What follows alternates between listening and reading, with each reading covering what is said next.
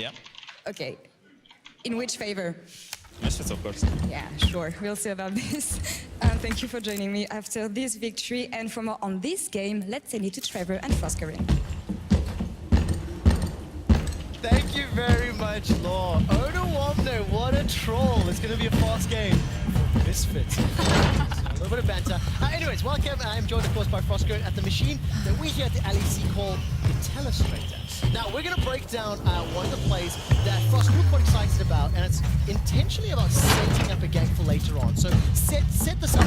Okay, so this is right as Upset has backed and he's walking back into the lane. Now, what's going to happen is that Ignar is actually going to stall the backs of Kasing and Jessica. He's only going to interrupt the Alistar right here. He'll step forward, but I want actually everyone to pay attention to what Upset does while he disrupts their backs.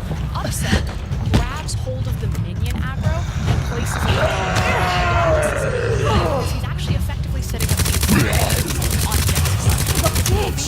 Punish immediately. So grabs the aggro, you can now see that the wave's much larger on the blue side, and it's basically just going to sit there. That means Sivir's going to have so much farther to walk and to try to CS here. And you can already see Jessica kind of knows that he's in a bad situation. He's posturing a little bit defensively. He's scared. He's saying, okay, if I want the CS, if I want to do it, I have to overextend. And right on time, who is it? It's Ignar. And following behind him, here comes Memento. And what this freeze does is it sets up Jessica for an immediate gank to then die. And what's cool about this is that it's like a minute in advance. And this is why Schalke are such a clever team. And also, even if you look at Jessica's positioning, he didn't even overextend in the lane. He knew that there was a threat. And the whole time I was watching that Frosker, and Memento was near his red buff when the minion freeze started. We, of course, fast-forwarded through it. But, like, what's the takeaway? Okay, because you were very, very hyped about the play. You were very excited as you were breaking it down for me on the desk. But if I zoom out, what does this tell me about the team or the players? It basically means that when you see that in a minute in advance, as soon as I saw Upset grab the freeze, I was like, oh, they're going to camp bottom because Jessica's going to have to overextend and they're going to immediately punish it. And then it was the fact that it also had the control ward on top. And what's cool is it's a perfect demonstration of kind of that knock-on effect about the well-oiled machine that is Schalke. You know, it's Ignar recognizing that I'm going to delay the backs. It's Upset saying, I've already got the control ward, now I'm going to do the freeze. And then it's Memento being like, okay, my bot lane set up a perfect gank for me, this is going to be easy. And when you're in that type of scenario, that's why Schalke are so scary. Everyone is doing their part. What I absolutely love is while everyone's doing their part, we hear Odawamne in the interview going, yeah, KDA player, let him die, right? So it actually shows you, it's a little inkling or a little insight into their team comms that they are discussing these moves, they are discussing these plays. I mean, the team is now on a 4-game winning streak. They're at the top of the table. And it's an exciting time for a team that was somewhat underrated coming in and is now one of the sleeper surprises coming into the middle of the split. I mean, they're basically the resident sleeper team. They're sleeper OP, no one saw them coming, and when you look at, again, the roster, you didn't expect them to have this type of synergy, and that's what's been so impressive about Schalke. They look like they've been playing together for years. And of course, because we saw the freeze set up by Upset in the bottom lane, it was Ignar that made the first move. It is Upset that gets key up player of the game. He managed to pick up 50% of the votes. I think Carrier's winning all of the player of the games is rigged. I think that we're undervaluing the setup from everyone else. I think it's actually speaking about how across the board, almost in every single lane, the LEC has had a massive insurge of more talent. Again, EU has always been known for its talent, its new talent, and its old. And again, this shows perfectly why Upset is so good in the lane phase as well as his team fights. Especially when he's joined with Ignar and Memento as a team. Thank you very much for that one, Frost. Coming up next, we've got 2 story teams, SK Gaming and Origin, taking to the stage. Join us, or rather me, for a walk down memory lane right after this ad. Spike comes down from Kato. He'll get the blue buff. Memento will be on the chase. It flash away from Kato, but the chase is good for Memento. Waited on the sweep, gets him under the tower. Memento, one more shot. Is it enough? It is! Slicing Maelstrom doesn't catch on to expect, but the Mark of the Storm does now. Upset jumps forward as well.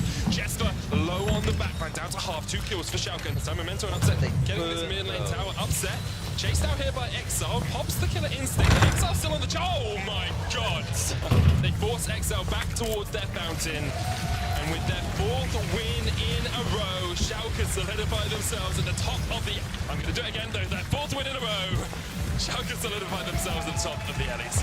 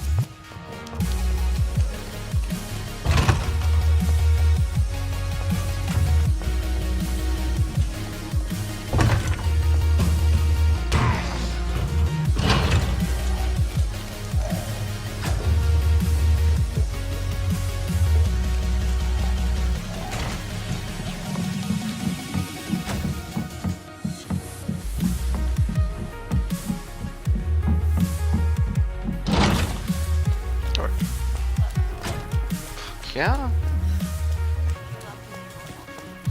Copy what? Do what? Clean him? Yeah.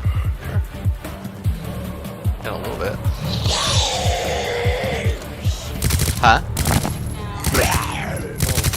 Welcome back to LEC Spring Split and a battle between two iconic organizations in European esports. SK Gaming taking on Origin.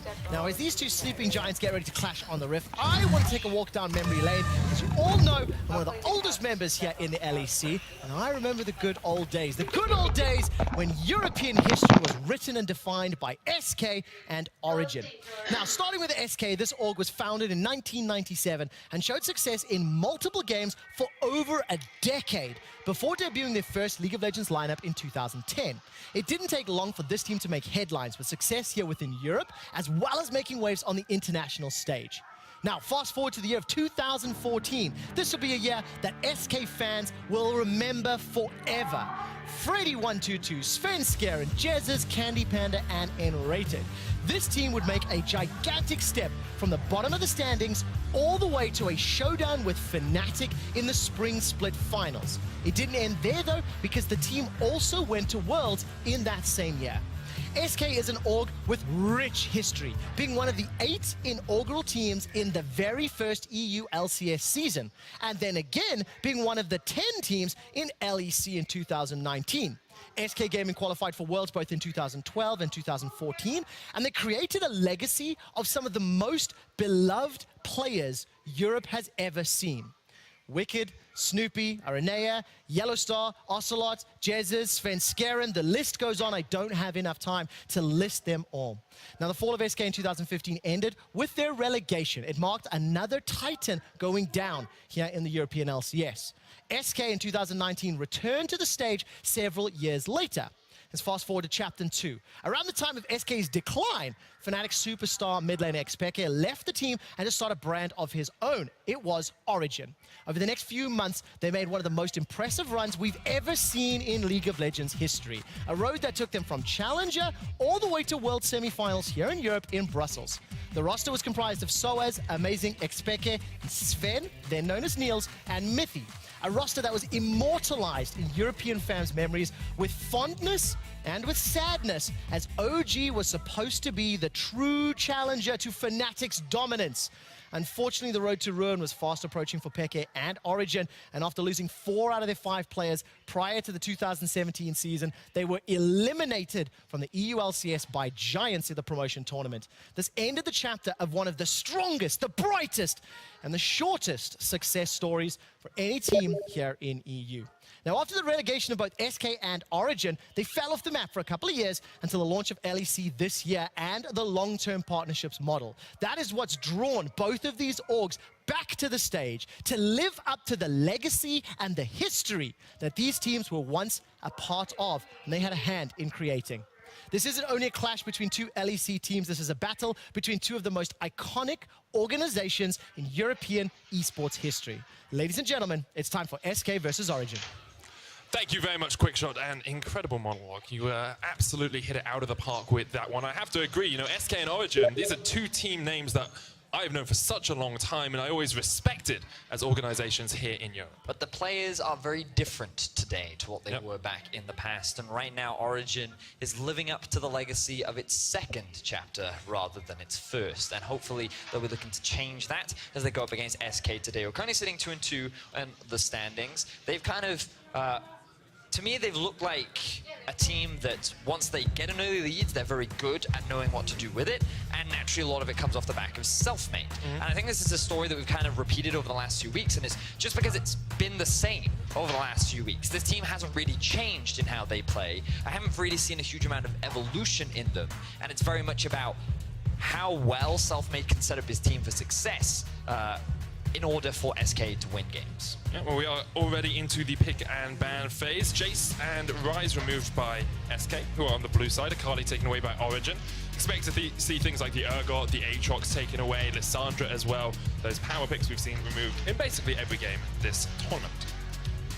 So Cassio taken off the board, no real surprise. Aatrox and Urgot, you already talked about them, both are left available. I think that Origin could look to just either leave side open or ban Aatrox, give them the Urgot, and then pick the Scion for themselves, or maybe trade them back and forth. But Urgot is actually the thing they're going to take away, and they're going to leave Aatrox. Aatrox, that's the word I'm looking for. The reason why I stumbled there is because I was already thinking about the potential counter picks that we've been seeing recently. Things like the Jace, the Ryze, have been rising in popularity as a form of answer.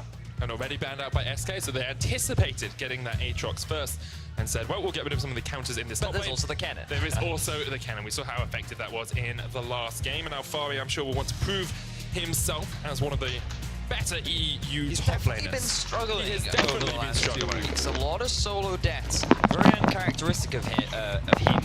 I was hyping him up a lot coming into this split. I feel like he had a really solid 2018 year, even though Mistress really struggled. But so far on Origin, he hasn't really been able to live up for the hype that I built for him. We'll see if he can change that around, as we are expecting him to be on the cannon this time around. And unsurprisingly, Selfmade going to put a lot of high value on this Sejuani, something that he had fantastic success with against Fnatic when he landed